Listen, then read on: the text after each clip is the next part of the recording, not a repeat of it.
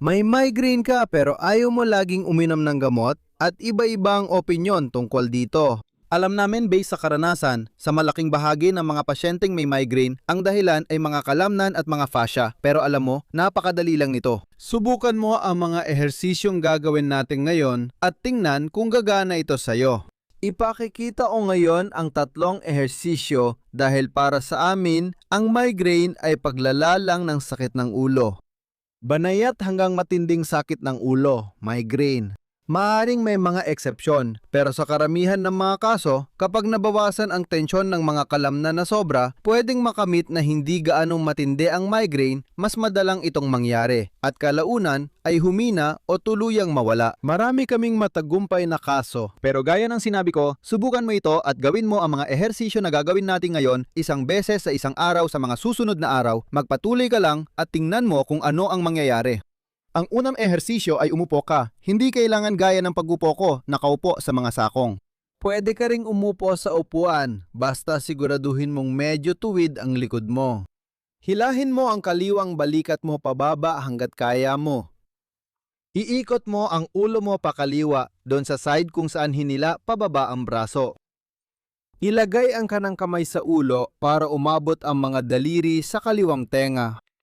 Hawakan mo rin ng kaunti sa likod ng ulo. Siguraduhin na nananatili ang pag-ikot ng ulo at hilahin mo ngayon ang ulo papunta sa kanang tuhod. At mapapansin mo agad sa likod na kaliwa ang isang litid na talagang humihila na masakit dahil sa pag-unat.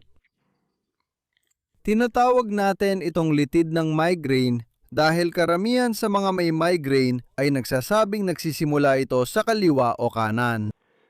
Kaya ganoon ang pangalan nito. At pababain mo ang iyong kaliwang balikat. Ihila mo palalo ang ulo mo papunta sa kanang tuhod. Kung gusto mong dagdagan pa ang pag-unat, siguraduhin mong nakahila patras ang iyong baba papalapit sa lalamunan. Mapapansin mong lalong lumalakas ang unat. Dagdagan mo pa hanggang maramdaman mong masakit na, pero kaya pa at positibo pa rin ang pakiramdam. Ayos lang na masaktan, basta nakakatulong sa akin. Maganda ito dahil gusto mong mawala ang migraine mo. Kaya tuloy-tuloy ka lang. Hilahin pababa ang kaliwang balikat gamit ang kaliwang siko at ipagpatuloy ang pag-unat. Ngayon, dadagdagan natin ng lakas ang pag-unat. Kaya ang mga naunat na kalamnan, lalagyan pa natin ng lakas sa paghila ng ulo paatras, pataas, pakaliwa habang mahigpit itong hawak para hindi gumalaw.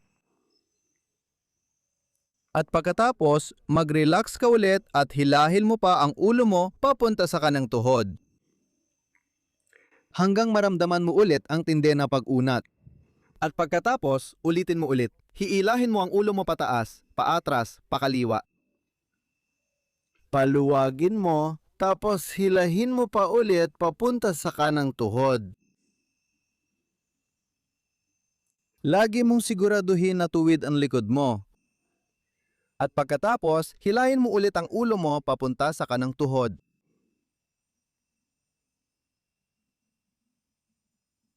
Hilahin mo naman pataas, paatras, pakaliwa. Pakawalan mo ang pagkakahila at magpatuloy ka pa sa pag-unat. Pagkatapos, dahan-dahan mong pakawalan at ibaba ang kaliwang braso. Ngayon, ilapit ang sentido mo sa kanang tuhod. Ang aktibong stretching ang dahilan ng komunikasyon at koordinasyon ng mga kalamnan mo, pati kung gaano kalakas ang tensyon na nilalagay nila, para gumana ng maayos ang cervical spine mo. At gumagawa ng mga programa.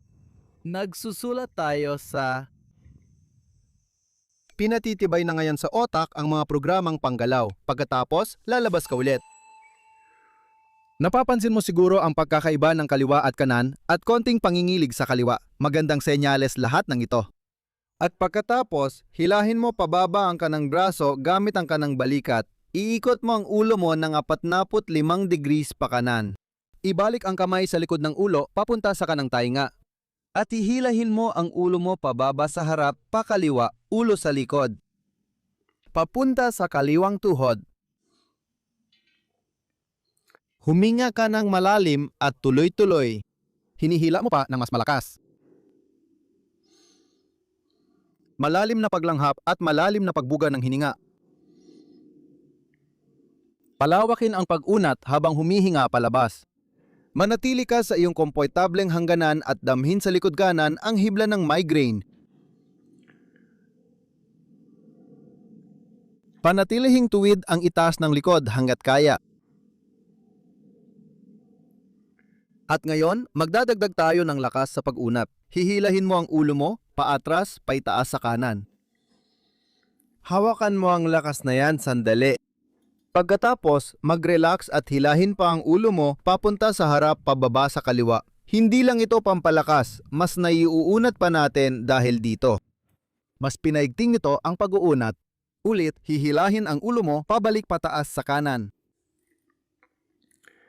Pakakawalan mo tapos hiilahin ulit sa harap pababa sa kaliwa para maunat.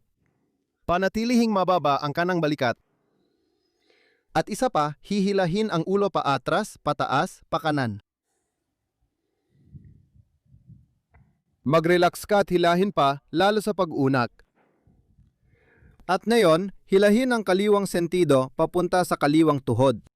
Aktibong igalaw ang kaliwang sentido papunta sa kaliwang tuhod. Hilahin ng maayos pababa ang kanang balikat, panatilihing tuwid ang likod. Hilahin pa ng kaunti, hilahin pa ng kaunti. Tandaan mo, bagong mga programa sa utak, bagong mga programa sa pagkontrol ang ginagawa ngayon. At pagkatapos, babalik ka ulit.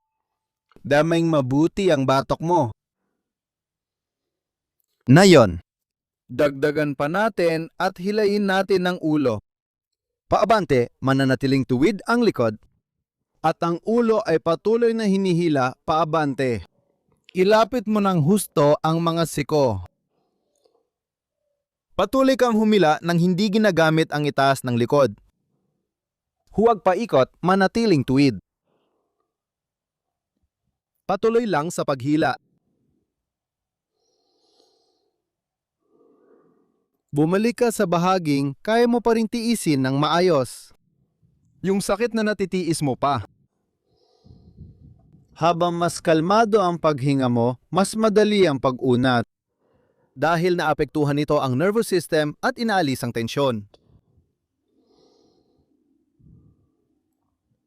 At ngayon, hilahin mo ang ulo mo pataas, paatras pakaliwa na parang gusto mong igulong ito at mararamdaman mo sa likod ng leeg mo. Doon sa bahagi ng cervical spine kung saan nararamdaman ang pag-uunat, doon pwedeng may kaunting hapdi, bahagya lang.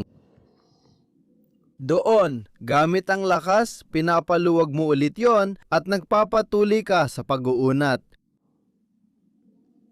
At isa pa, hihilahin mo pataas, paatras pakaliwa at pakanan ng sabay, paluwagin mo at magpatuloy ka sa pag-uunat.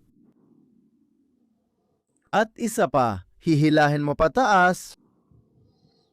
Gusto mong igulong ang ulo mo pero hinahawakan mo pa rin ito, paluwagin mo at hilahin mo pa ulit ito sa mas malalim na pag-uunat. At ngayon, bitawan mo at igulong mo ng aktibo ang ulo mo, dalhin mo ito ng aktibo sa harap. Konti pa at konti pa ulit, konti pa at pagkatapos ay bumalik ka na ulit.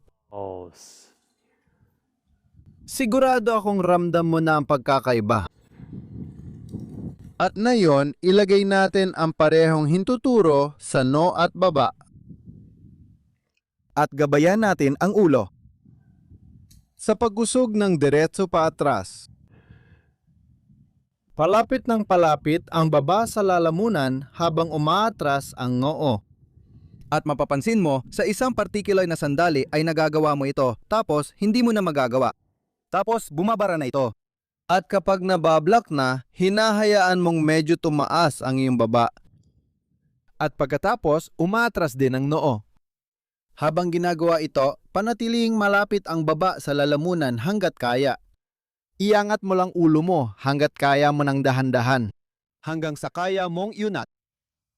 Darating ang oras na kaya mo nang bitawan ng baba mo.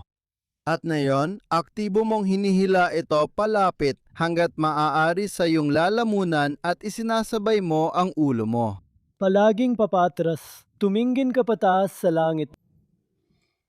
Hanggat kaya mo, kung first time mo itong gawin, dahan-dahan lang. Siguraduhin positibo pa rin ang pakiramdam mo habang ginagawa ito. Kung hindi, itigil mo agad kapag nagiging hindi na maganda ang pakiramdam. Pumunta ka sa limitasyon mo kung saan di mo na kaya. At pagkatapos, idiin mo ang noo mo laban sa daliri mo. Pero dapat pigilan ang daliri mo. Hindi malakas ang puwersa. Parang sinusubukan ko lang iangat bahagya ang ulo ko. At itulak mo pa papunta sa likod. At ulit, gusto pang umangat ng ulo. Pero hindi mo siya hinahayaan. At mas lalo pang paatras. At ulit, gusto pang umangat ng ulo. Naglalagay tayo ng puwersa sa mamakalam na iniinat. At mas lalo pang paatras. At pagkatapos, bibitawan mo at hiilahin mo ulit ng aktibo ang ulo paatras. Tingnan mo, kung maayos ang lahat, diretso sa langit ang tingin mo. At ulitin pa, konti pa, pero manatili ka sa antas kung saan komportable ka pa rin. At pagkatapos, Dahan-dahan ka ulit lalabas. Wow! Nararamdaman mo ba ang nangyayari sa ulo, paligid nito, at batok mo? Igalaw mo ng kaunti, pakiramdaman mo muna, i-enjoy mo ang gaan. At ngayon, gawin mo ito araw-araw kasama ko. At sigurado na mapapansin mo, depende kung gaano kadalas katakihin ng migraine, mapapansin mong mas madalang na ito. Mas mahina na ang tindi nito. Oo, mapapansin mo ang pagkakaiba. At kapag naramdaman mong gumaganda na, ituloy mo lang. At sa kalaunan, marami akong kilalang kaso na ganyan ang nangyari, na wala ang migraine. Kailangan mo lang talagang magpatuloy sa mga ehersisyo. Sang-ayon ka siguro na lahat na may migraine at nahihirapan, dapat nilang malaman at subukan ito. Kaya pakishare ito sa lahat ng mga kapwa mong may migraine para matuklasan nila kung kaya rin nilang tulungan ng sarili nila kahit walang gamot. Kung gusto mo pang manood ng isa pang video, ay click mo lang ito.